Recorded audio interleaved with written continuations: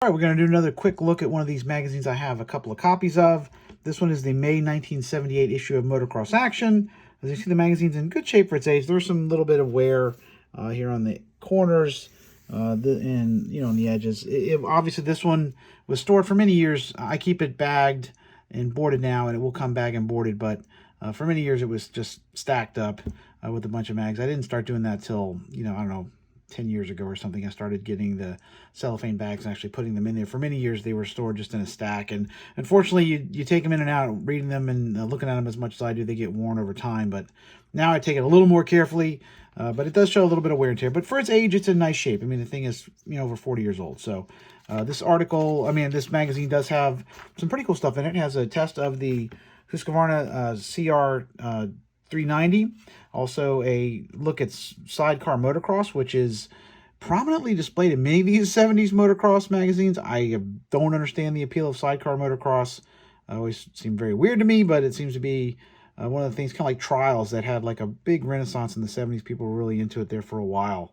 But there's some coverage here in this magazine. On the main jet, Dick Miller was the editor in 1978 here. Jody Weissel was actually at the magazine as well. And again, it's pretty amazing that he's still there now. Ad for JT Racing. This late 70s JT stuff's good looking gear. Nice monochromatic, nothing goofy. Actually looks better than the stuff Fox had in 2010. But I think their stuff in the late mid 80s was probably the best year for JT. Good looking stuff. Here's Jody's box. Still doing Jody's box 44, 45 years later, however long it's been. Pretty crazy. Al Baker, who unfortunately has passed on, was one of the guys here working for Motocross Action at the time. He was the man behind XRs Only, and also the guy who helped bring Mugen to the U.S. in the early 80s. Bel Ray, a staple of motocross for many years. Who knows? Jason Wygant's dad may have approved this ad. I don't know. I know he used to work at Bel Ray. Big 4 Inc. Don't know who that is. Neat mini truck. This is the MXA. Back in the old days, MXA actually used to give away trucks. It's weird to think about today, maybe because the magazines just aren't as profitable as they used to be. I assume that a local dealer gave these to them. I don't know. I can't imagine they're buying Toyota trucks, but for, 15 years or so, they gave away the truck to the Rider of the Year. Really neat. Too bad they don't do that anymore. I would love to have this truck now. That thing would be worth some money. I'm sure it's a cool little truck. And mini trucks don't even exist anymore, it seems. High Point had their iconic boots. Great products. The guy who used to host Motor World, Larry Myers, a voice of motocross for many years, was the man behind High Point at the time. Big industry bigwig for many years. The PE 175. I can't believe the police department has a PE, I guess. Oh, that's where they're patrolling on PEs. How lovely. Let's see here. The Tricks of the Trade. Got some very interesting looking reed block. Some jerseys and what have you. Nothing too interesting there. Ad for the 78 XR75. Really, really popular machine. And when it first came out, this was actually considered decent for motocross. But over time, the RMs and the new YZ and stuff kind of supplanted it. But the XRs were hugely popular. And really, I think it's still in production more or less under the CRF nameplate these days. I don't think the motor is much different than than it was in 1978. Here's a article on how to upgrade the suspension on your Yamaha, your YZ, upgrade the shock.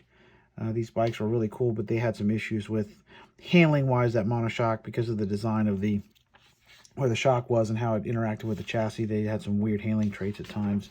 Neat picture of Rex Staten here, Rocket Rex. Guy used to work at Race Tech as well. I remember calling Race Tech one time and actually getting Rocket Rex on the phone, and I was like, oh my God, it's Rex Staten. Known for his aggressiveness on the track and willing to punch you in the face if you messed with him. Some coverage here of the Winter Series there, which all these off-season series used to be really big deals in the old days.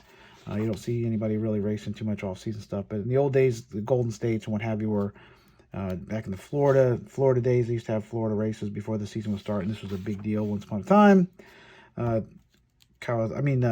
Suzuki's two-stroke oil in the days. I remember when you used to actually have to take a opener here and punch a oil in your can. You young people won't remember this, but they didn't used to have twist tops. You actually had to punch a hole in it. Pretty crazy. I'm just old enough to remember that. Here's a test of that really neat Husqvarna CR390. Never ridden one of these. I always love these. Looks like Lance Morwood on the gas here. I love these old Husqvarnas. They're really neat machines. Good looking bikes. Really classic styling. And this is when they were Swedish and not BMWs or Italians or Austrians or whatever the current iteration of Husqvarna is these days. I have a little ad to subscribe to Motocross Action. A couple of Where Are They Nows, talking about Mark Blackwell, John DeSoto, Rich Thor Walden, Wyman Pretty. I think he was from Texas. Briar Halcomb and Tim Hart, who was like a factory Yamaha rider, I think, once upon a time. Some more Where Are They Nows. Ad for the Suzuki PEs. Machines, too bad they went away. These are real popular bikes for several years there, and Suzuki kind of retired them in the mid-'80s and then came out with the RMX, and then eventually, unfortunately, retired that as well. Although they may still be making an RMX 450 now. I don't know. I'm not as interested in it being a four-stroke. Here's that article about the Sidecar Motocross. Again, puzzling to me. I don't know why Sidecar Motocross was a thing. I can't imagine getting the crap beat out of you on that side hack is a good time. I mean, these things are just really cobby. Pretty cobby. Pretty crazy that was a thing. Here's a test of all the different goggles available in 1978. Some of them are pretty interesting. Like this one's got a huge gap there. Isn't that just going to let all the dust in? I don't know. It's rather peculiar. Jody with his flowing mane here. Testing out some of these. Look at that thing. It's pure Stormtrooper. Hideous. This thing here looks like you're going scuba diving. I mean, some of this stuff is just terrible. I don't know. Goggles certainly have come a long way. And test a little ad here for some posters available at the time. Weisco, still around to this day, doing pistons. Finishing some of the tests earlier. With these old magazines, they start the article and then finish it in the back. I always thought that was a peculiar thing they did once upon a time.